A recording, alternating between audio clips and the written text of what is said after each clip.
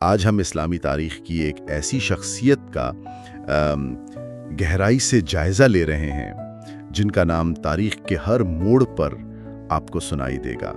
ہم بات کر رہے ہیں علی ابن ابی طالب کی۔ جی بالکل، اور ان کی شخصیت کو سمجھنے کے لیے ہمارے پاس مختلف زاویے ہیں، ویکیپیڈیا کے مضامین ہیں، وکی شیعہ کے اندراجات ہیں جو ایک خاص نقطہ نظر پیش کرتے ہیں، اور پھر نہج البلاغہ سے اقتباسات ہیں، وہ خطبات اور خطوط جو ان سے منسوب کیے جاتے ہیں۔ تو ہمارا مقصد آج یہ ہے کہ ان متنوع ذرائع کی روشنی میں ان کی زندگی کے اہم پہلو، ان کی تعلیمات اور ان سے جڑے جو تنازعات ہیں ان کا ایک متوازن جائزہ پیش کریں، اور یہ واضح رہے کہ یہ تجزیہ مکمل طور پر ہمیں جو مواد دیا گیا ہے بس اسی پر مبنی ہے۔ بالکل، تو آئیے شروع کرتے ہیں۔ تو شروعات ان کے تعارف سے کرتے ہیں۔ ذرائع اس بات پر تو متفق ہیں کہ علی پیغمبر اسلام کے چچا زاد بھائی تھے اور بعد میں داماد بھی بنے۔ جی، وکی شیعہ کے مطابق ان کی پیدائش کعبہ کے اندر ہوئی، جو ایک بہت ہی منفرد اعزاز سمجھا جاتا ہے، اور وہ اسلام قبول کرنے والے پہلے مرد تھے۔ اچھا، اور ویکیپیڈیا بتاتا ہے کہ اسلام کے ابتدائی وہ جو مشکل ترین سال تھے، خاص طور پر مکہ میں جب مسلمانوں پر سختیاں ہو رہی تھیں، جی ان کا کردار بہت اہم تھا۔ پھر 622 عیسوی میں مدینہ ہجرت ہوتی ہے اور وہاں پیغمبر اسلام اپنی بیٹی فاطمہ کی شادی علی سے کرتے ہیں۔ ہاں، اور انہیں اپنا بھائی بھی قرار دیتے ہیں، وہ مواخات والا واقعہ۔ بالکل، یہ قربت بہت معنی خیز تھی یقیناً۔ یقیناً اس دور میں وہ صرف رشتہ دار ہی نہیں تھے بلکہ پیغمبر کے قریبی ساتھی، ان کے سیکریٹری، ان کے نائب، اور جنگوں میں اسلامی لشکر کے علمبردار بھی رہے۔ کئی احادیث میں پیغمبر اسلام نے ان کی فضیلت بیان کی ہے۔ یہاں وکی شیعہ میں جنگ احد کا ایک حوالہ بھی دلچسپ ہے، جہاں ان کی بہادری کے اعتراف میں کہا گیا، لا فتح الا علی، لا سیف الا ذوالفقار۔ اچھا، یعنی علی جیسا کوئی جوان نہیں اور ذوالفقار جیسی کوئی تلوار نہیں۔ ذوالفقار ان کی مشہور تلوار تھی، ٹھیک ہے؟ جی، لیکن ان تمام تعریفوں میں شاید سب سے زیادہ جس پر بحث ہوتی ہے اور تاریخی اعتبار سے جو بہت اہم ہے، وہ واقعہ ہے 632 عیسوی کا غدیر خم کے مقام پر۔ ہاں، پیغمبر اسلام کا وہ قول، جس کا میں مولا ہوں اس کا یہ علی مولا ہے۔ اور یہیں سے آپ دیکھیں نقطہ نظر کا وہ بنیادی اختلاف شروع ہوتا ہے جس کا اثر آج تک ہے۔ صحیح۔ عربی لفظ مولا، اس کے معنی پر سنی اور شیعہ مکاتب فکر میں اتفاق نہیں ہے۔ اچھا، وکی شیعہ اور شیعہ نقطہ نظر کے مطابق اس قول کا مطلب تھا کہ پیغمبر اسلام نے علی کو اپنا واضح جانشین، اپنا ولی مقرر کر دیا، دینی اور سیاسی دونوں حوالوں سے۔ جبکہ سنی مسلمانوں کے نزدیک، جیسا کہ مختلف تفاسیر اور ویکیپیڈیا کے مضمون میں بھی اشارہ ملتا ہے، مولا کا مطلب دوست، مددگار یا قریبی ساتھی ہے۔ بالکل، وہ اسے جانشینی کا اعلان نہیں سمجھتے بلکہ علی کی قدر و منزلت اور ان سے محبت کا اظہار سمجھتے ہیں۔ تو یہ صرف ایک لفظ کی تشریح نہیں، یہ تو قیادت اور اتھارٹی کے پورے تصور کی بنیاد بن گیا۔ جی ہاں، اور یہ سمجھنا ضروری ہے کہ یہ اختلاف علی کی شخصیت اور ان کی میراث کو سمجھنے کے لیے بالکل مرکزی حیثیت رکھتا ہے، اور ہمارے تمام ذرائع اس نقطے کی اہمیت کو کسی نہ کسی شکل میں اجاگر کرتے ہیں۔ صحیح، تو یہ پس منظر تھا پیغمبر اسلام کی زندگی میں علی کے کردار کا۔ جی، اچھا، تو اب آتے ہیں اس لمحے کی طرف جس نے تاریخ کا رخ موڑا۔ پیغمبر اسلام کا انتقال 632 عیسوی میں۔ جی، علی اس وقت اپنی تیسری دہائی میں تھے۔ ویکیپیڈیا بتاتا ہے کہ جب وہ اور خاندان کے دوسرے قریبی لوگ تدفین کی تیاریوں میں مصروف تھے تو مدینہ کے جو مقامی قبائل تھے، انصار، وہ سقیفہ نامی جگہ پر جمع ہوئے تاکہ مسلمانوں کی قیادت کے مستقبل کا فیصلہ کریں۔ جی، اور اس اجتماع میں مکہ سے ہجرت کر کے آنے والے مہاجرین کے بھی چند نمائندے شامل تھے، جن میں ابو بکر اور عمر نمایاں تھے۔ لیکن علی وہاں نہیں تھے۔ ذرائع یہی بتاتے ہیں کہ علی وہاں موجود نہیں تھے۔ ان کا نام جانشینی کے لیے پیش تو ہوا، لیکن کچھ گرما گرم بحث ہوئی اور کہا جاتا ہے کہ شاید قبائلی سیاست کا بھی کچھ اثر تھا۔ اچھا، اور پھر وہاں موجود لوگوں نے ابو بکر کے ہاتھ پر بیعت کر لی، یعنی انہیں اپنا رہنما مان لیا۔ یہاں وکی شیعہ کا نقطہ نظر بڑا واضح ہے کہ علی نے اس فیصلے کو فوراً قبول نہیں کیا۔ جی، انہوں نے شروع میں ابو بکر کی بیعت یعنی ان کی خلافت کو تسلیم کرنے سے گریز کیا، اور بعد میں بھی جیسا کہ نہج البلاغہ کے مشہور خطبہ شقشقیہ میں ذکر آتا ہے، وہ سقیفہ کے فیصلے پر سوال اٹھاتے رہے اور خلافت پر اپنے حق کی یاد دہانی کراتے رہے۔ دوسری طرف ویکیپیڈیا یہ بھی ذکر کرتا ہے کہ کچھ عرصے بعد شاید اسلامی اتحاد کو قائم رکھنے کے لیے علی نے عوامی سطح پر قیادت کے دعوے سے ایک طرح سے کنارہ کشی کر لی، یعنی وہ پہلے دو خلیفہ ابو بکر اور ان کے بعد عمر کے ادوار میں براہ راست سیاسی معاملات سے الگ رہے۔ جی، عوامی زندگی سے کنارہ کشی اختیار کر لی، ایسا کہا جاتا ہے۔ لیکن کیا یہ علیحدگی مکمل تھی؟ کیا ان سے بالکل مشورہ نہیں لیا جاتا تھا؟ نہیں، ایسا بھی نہیں ہے۔ ذرائع بشمول وکی شیعہ یہ بتاتے ہیں کہ خاص طور پر عمر کے 10 سالہ دور خلافت میں علی نے کوئی سرکاری عہدہ تو قبول نہیں کیا، اچھا، لیکن ضرورت پڑنے پر خاص طور پر قانونی اور انتظامی معاملات میں وہ مشورہ ضرور دیتے تھے۔ ایک دلچسپ بات یہ ہے کہ اسلامی فتوحات کے اس اہم دور میں انہوں نے خود کسی جنگی مہم میں حصہ نہیں لیا۔ اچھا، اور جب عمر کے بعد تیسرے خلیفہ کے انتخاب کا مرحلہ آیا تو ویکیپیڈیا کے مطابق علی کا نام پھر سامنے تھا۔ جی، لیکن ان کا اس بات پر اصرار کہ وہ صرف قرآن و سنت کی پیروی کریں گے، نہ کہ پہلے دو خلفاء کے طریقوں کی، یہ بات ان کے بجائے عثمان کے منتخب ہونے کی ایک وجہ بنی۔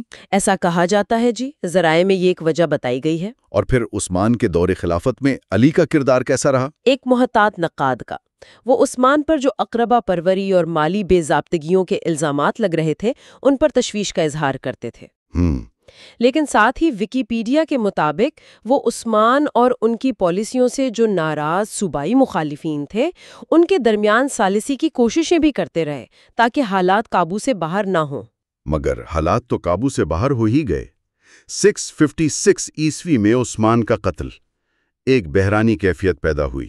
جی ہاں، اور اسی دوران علی کو چوتھا خلیفہ منتخب کیا گیا، لیکن ان کا دور خلافت شروع سے ہی شدید مخالفت اور تنازعات کا شکار رہا۔ بالکل، ویکیپیڈیا بتاتا ہے کہ پیغمبر اسلام کی اہلیہ عائشہ اور طلحہ و زبیر جیسے بڑے صحابہ نے ان کی خلافت کو فوراً تسلیم نہیں کیا۔ ان کا مطالبہ کیا تھا؟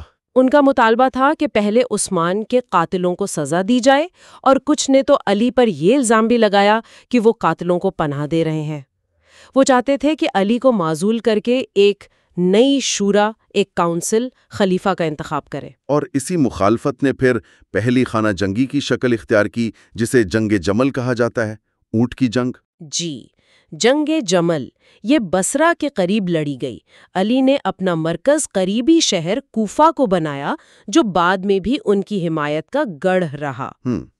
ذرائع بتاتے ہیں کہ مذاکرات کی کوششیں ناکام ہوئیں اور پھر جنگ ہوئی۔ جنگ جمل میں تو علی کو فتح ہوئی، لیکن یہ فتنہ، یہ اندرونی خلفشار یہیں ختم نہیں ہوا۔ نہیں، بالکل نہیں۔ شام کے جو طاقتور گورنر تھے معاویہ، جو عثمان کے رشتہ دار بھی تھے، انہوں نے علی کی بیعت کرنے سے انکار کر دیا۔ ان کا بھی وہی مطالبہ تھا، عثمان کے خون کا بدلہ؟ جی، بنیادی طور پر یہی مطالبہ تھا۔ اور اس انکار نے پھر ایک اور بڑی جنگ صفین کی راہ ہموار کی۔ جی، جنگ صفین، یہ جنگ کئی مہینوں تک جاری رہی اور ایک فیصلہ کن مرحلے میں داخل ہو چکی تھی کہ ایک واقعہ پیش آیا جس کا ذکر ویکیپیڈیا اور ویکی شیعہ دونوں کرتے ہیں۔ کیا واقعہ تھا وہ؟ معاویہ کی فوج نے عمرو ابن عاص کے مشورے پر نیزوں پر قرآن کے اوراق بلند کر دیے۔ اچھا۔ اور جنگ روک کر قرآن کی بنیاد پر فیصلہ کرنے یعنی ثالثی کا مطالبہ کیا۔ یہ ایک بہت ہی آپ کے لیے چالاک چال تھی۔ اس کا اثر کیا ہوا علی کی فوج پر؟ شدید اختلاف پیدا ہو گیا۔ کچھ لوگ جنگ جاری رکھنا چاہتے تھے، جبکہ ایک بڑا گروہ شاید جنگ سے تھک کر یا مذہبی جذبات کی وجہ سے ثالثی پر اصرار کرنے لگا۔ اور علی کو اپنی فوج کے دباؤ میں آ کر کہا جاتا ہے کہ بدلے نخواستہ یہ ثالثی قبول کرنی پڑی۔ لیکن اس فیصلے کے نتائج تو بہت دور رس نکلے ہوں گے۔ بہت زیادہ۔ یہیں سے ایک نئے انتہائی شدت پسند گروہ کا ظہور ہوا، خوارج۔ یہ کون لوگ تھے؟ وکی شیعہ کے مطابق یہ علی کی فوج کے وہی لوگ تھے جو پہلے تو ثالثی پر اصرار کر رہے تھے، لیکن بعد میں اسی ثالثی کو قبول کرنے کو گناہ اور دین سے انحراف سمجھنے لگے۔ اچھا۔ ان کا نعرہ تھا حکم صرف اللہ کا ہے، اور انہوں نے مطالبہ کیا کہ علی ثالثی کے فیصلے سے توبہ کریں اور معاویہ سے دوبارہ جنگ شروع کریں۔ جب علی نے ایسا کرنے سے انکار کیا تو پھر خارج ان سے الگ ہو گئے، اور انہوں نے صرف سیاسی مخالفت نہیں کی بلکہ تشدد کا راستہ اختیار کیا، عام شہریوں کو بھی قتل کرنے لگے۔ اوہو، تو پھر علی کو ان کے خلاف بھی کارروائی کرنی پڑی؟ جی بالکل، 658 عیسوی میں نہروان کے مقام پر جنگ ہوئی۔ وکی شیعہ بتاتا ہے کہ علی نے جنگ سے پہلے انہیں سمجھانے کی بہت کوشش کی، ان کے شبہات دور کرنے کی کوشش کی، لیکن جب وہ باز نہ آئے تو جنگ ہوئی جس میں خارج کی بڑی تعداد ماری گئی، تاہم کچھ بچ نکلنے میں کامیاب ہو گئے۔ اور انہی بچ نکلنے والوں میں سے ایک عبد الرحمن ابن ملجم بعد میں علی کا قاتل ثابت ہوا۔ جی، تو یہ سب واقعات ثقیفہ، جمل، صفین، نہروان، یہ تو ابتدائی اسلامی تاریخ کے وہ سنگ میل ہیں جو علی کی زندگی اور خلافت سے براہ راست جڑے ہوئے ہیں۔ بالکل، لیکن علی کی شخصیت صرف ان سیاسی اور عسکری واقعات تک ہی محدود نہیں ہے۔ ان کی اصل پہچان شاید ان کی حکمت، ان کی تعلیمات اور ان کی روحانیت میں ہے، جس کا سب سے بڑا مظہر نہج البلاغہ نامی کتاب ہے۔ نہج البلاغہ یعنی بلاغت کا راستہ، یہ کیا ہے؟ ذرا تفصیل سے بتائیں۔ یہ علی سے منسوب خطبات، خطوط اور اقوال کا ایک مجموعہ ہے جسے 11ویں صدی میں ایک شیعہ عالم شریف رضی نے مرتب کیا۔ اچھا۔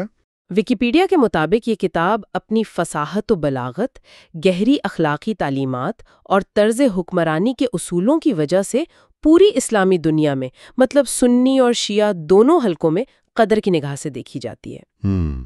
اور اس نے عربی ادب پر بھی گہرے نقوش چھوڑے ہیں۔ البتہ اس کی سندیت پر، یعنی کیا یہ سارا مواد واقعی علی کا ہی ہے، اس پر تاریخی طور پر بحث رہی ہے۔ جی، بحث رہی ہے۔ ویکیپیڈیا ذکر کرتا ہے کہ کچھ سنی علماء جیسے ابن خلقان اور ابن تیمیہ نے اس کے مکمل طور پر علی سے منسوب ہونے پر سوالات اٹھائے تھے۔ دوسری طرف شیعہ علماء اسے مکمل طور پر مستند مانتے ہیں۔ لیکن جدید تحقیق کیا کہتی ہے؟ جدید علمی تحقیق، جس کا حوالہ ویکیپیڈیا میں بھی ہے، وہ یہ ظاہر کرتی ہے کہ نہجت بلاغہ کا بیشتر مواد شریف رضی سے پہلے کے مصادر میں بھی پایا جاتا ہے۔ اچھا، جس سے اس بات کو تقویت ملتی ہے کہ اس کا بڑا حصہ واقعی علی ابن ابی طالب سے ہی منسوب ہے۔ اس کتاب میں کس قسم کی باتیں ہیں؟ کیا موضوعات ہیں؟ بہت وسیع موضوعات ہیں۔ حکومت چلانے کے اصول، انصاف قائم کرنے کی تاکید، سماجی ذمہ داریاں، تقوی، پرہیزگاری، دنیا کی حقیقت کیا ہے، موت کی یاد دہانی۔ خاص طور پر ان کا وہ مشہور خط جو انہوں نے مالک الاشتر کو لکھا جب انہیں مصر کا گورنر مقرر کیا۔ اس کا ذکر ہمارے ذرائع میں بھی ہے۔ اسے اسلامی طرز حکمرانی کا ایک مثالی نمونہ سمجھا جاتا ہے۔ اس خط کے کچھ اقتباسات جو ہمارے ذرائع میں ہیں وہ واقعی غور طلب ہیں۔ مثلاً رعایا کے ساتھ نرمی اور محبت سے پیش آنے کی ہدایت۔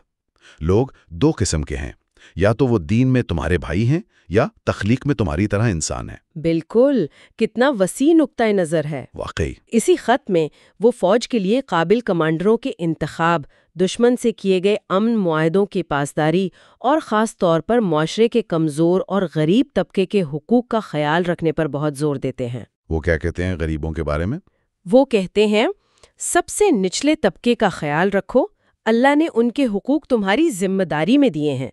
یہ آج کے دور میں بھی حکمرانوں کے لیے ایک مشعل راہ ہے۔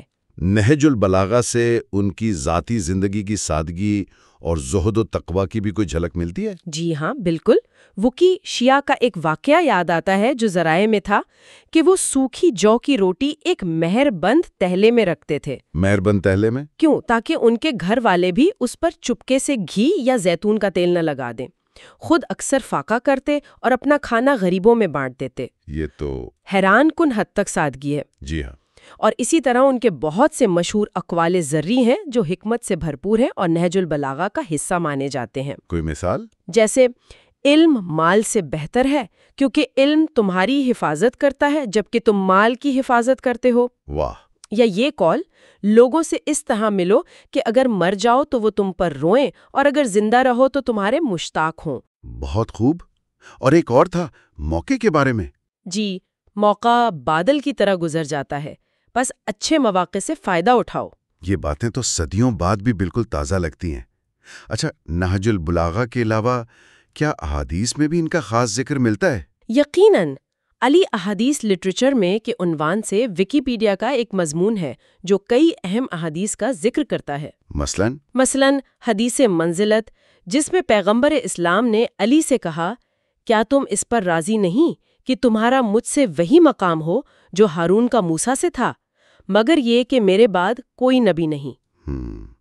اس حدیث کی تشریح پر بھی اختلاف ہوگا؟ جی بالکل، سنی اور شیعہ اس کی مختلف انداز میں تشریح کرتے ہیں، خاص طور پر جانشینی کے مسئلے کے حوالے سے۔ اور حدیث سفر؟ جی، حدیث ثقلین، میں تمہارے درمیان دو بھاری چیزیں چھوڑے جا رہا ہوں، اللہ کی کتاب اور میری اطرت اہل بیت۔ اور ایک حدیث کسا کا بھی ذکر تھا؟ جی، حدیث کسا کا واقعہ، جس میں پیغمبر اسلام نے علی، فاطمہ، حسن اور حسین کو اپنی چادر میں لے کر ان کے لیے پاکیزگی کی دعا کی اور قرآن کی آیت تطہیر نازل ہوئی۔ اچھا۔ جسے اہل بیت کی پاکیزگی اور ایک طرح سے معصومیت کی دلیل سمجھا جاتا ہے۔ یہ احادیث خاص طور پر شیعہ نقطۂ نظر سے علی اور ان کے خاندان کے بلند مقام کو ظاہر کرتی ہیں۔ تو ایک طرف جنگیں، سیاست، قیادت کے چیلنجز، اور دوسری طرف علم و حکمت اور روحانیت کا یہ گہرا سمندر۔ ان کی زندگی واقعی کئی جہتیں رکھتی تھیں، بلا شبہ، اور ان کی زندگی کا اختتام بھی اتنا ہی ڈرامیٹک اور المناک تھا جتنا ان کا دور خلافت ہنگامہ خیز رہا۔ جی، جیسا کہ پہلے ذکر ہوا، نہروان کی جنگ سے بچ نکلنے والے خوارج میں سے ایک شخص ابن ملجم، اس نے بدلہ لینے کا منصوبہ بنایا۔ وکی شیعہ کے مطابق رمضان 40 ہجری یعنی 661 عیسوی میں کوفہ کی مسجد میں نماز فجر کے دوران جب علی سجدے میں تھے، ابن ملجم نے زہر میں بھیجی ہوئی تلوار سے ان پر حملہ کیا۔ تو وہ فوراً شہید ہو گئے؟ نہیں، وہ اس حملے سے شدید زخمی ہوئے اور 2 دن بعد تقریباً 63 سال کی عمر میں ان کی شہادت ہوئی۔ اور تدفین؟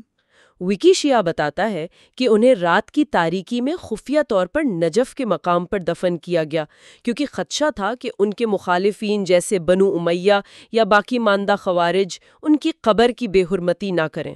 اچھا۔ نہج البلاغہ میں ان کی شہادت سے کچھ پہلے کی وصیت کے اقتباسات بھی شامل ہیں جو ہمارے ذرائع میں ہیں۔ اس وصیت میں کیا خاص بات تھی؟ انہوں نے اپنے بیٹوں حسن اور حسین اور تمام ماننے والوں کو اللہ سے ڈرنے، دنیا کے پیچھے نہ بھاگنے، یتیموں اور پڑوسیوں کا خیال رکھنے اور قرآن و سنت پر عمل کرنے کی تاکید کی۔ اور ایک بات جو بہت غیر معمولی لگی مجھے، انہوں نے اپنے قاتل کے بارے میں بھی ہدایات دی؟ جی ہاں، یہ واقعی غیر معمولی ہے۔ کہا کہ اگر وہ زندہ رہیں تو خود فیصلہ کریں گے، لیکن اگر شہید ہو جائیں تو بدلے میں صرف قاتل کو ہی قتل کیا جائے اور اس میں بھی زیادتی نہ کی جائے۔ اور انہوں نے معافی کا امکان بھی ظاہر کیا؟ جی، کہا اگر میں معاف کر دوں تو یہ میرے لیے قربت الہی کا باعث ہوگا۔ کیا تم پسند نہیں کرتے کہ اللہ تمہیں معاف کرے؟ شہادت سے پہلے بھی یہ رویہ حیران کن ہے۔ بالکل، یہ ان کی شخصیت کے اس پہلو کو دکھاتا ہے جو شاید جنگوں اور سیاست کے شور میں کبھی کبھی دب جاتا ہے، ایک گہری روحانیت اور عفو درگزر کا جذبہ۔ تو ان تمام ذرائع، ویکیپیڈیا، وکی شیعہ، نہج البلاغہ کی روشنی میں اگر ہم ایک مجموعی تصویر دیکھیں تو علی ابن ابی طالب ایک انتہائی پیچیدہ اور کثیر الجہتی شخصیت کے طور پر سامنے آتے ہیں۔ جی، وہ پیغمبر کے قریبی ساتھی اور رشتہ دار ہیں، ایک بہادر جنگجو ہیں، ایک ایسے حکمران ہیں جو انصاف پر شدید زور دیتے ہیں، ایک گہرے عالم دین ہیں اور ساتھ ہی ایک زاہد اور صوفی منچ انسان بھی۔ بالکل۔ ان کی زندگی ابتدائی اسلامی تاریخ کے فیصلہ کن لمحات سے جڑی ہوئی ہے۔ جانشینی کا سوال، پہلی خانہ جنگیاں، مختلف فکری گروہوں کا ظہور، یہ سب ان کے دور میں مرکزی حیثیت رکھتے ہیں۔ اور خاص طور پر جانشینی کا وہ اختلاف جو غدیر خم سے شروع ہوا اور سقیفہ میں پختہ ہوا، وہ آج تک سنی اور شیعہ مسلمانوں کے درمیان بنیادی تقسیم کی جڑ بنا ہوا ہے۔ لیکن ان کی میراث صرف تنازعات تک محدود نہیں۔ ان کی تعلیمات، خاص طور پر جو نہج البلاغہ میں محفوظ ہیں، جی، وہ آج بھی قیادت، سماجی انصاف، ذاتی اخلاقیات اور خدا سے تعلق جیسے موضوعات پر رہنمائی کا ایک اہم ذریعہ سمجھی جاتی ہیں۔ بلا شبہ، اور یہ جائزہ جیسا کہ ہم نے شروع میں کہا صرف ان ذرائع پر مبنی تھا جو ہمارے سامنے تھے۔ بالکل۔ اور آخر میں ایک سوچ جو ان ذرائع کے مطالعے سے ذہن میں آتی ہے، یہ کہ کس طرح قیادت کے اصول، جانشینی کے طریقہ کار اور انصاف کی تشریح پر اختلافات جو علی کی زندگی کا محور تھے، وہ آج 14 صدیاں گزرنے کے بعد بھی دنیا بھر کے معاشروں میں مختلف شکلوں میں زندہ ہیں اور گونج رہے ہیں۔ جی، شاید ان بنیادی سوالات پر غور و فکر کرنا آج بھی اتنا ہی ضروری ہے جتنا اس دور میں تھا۔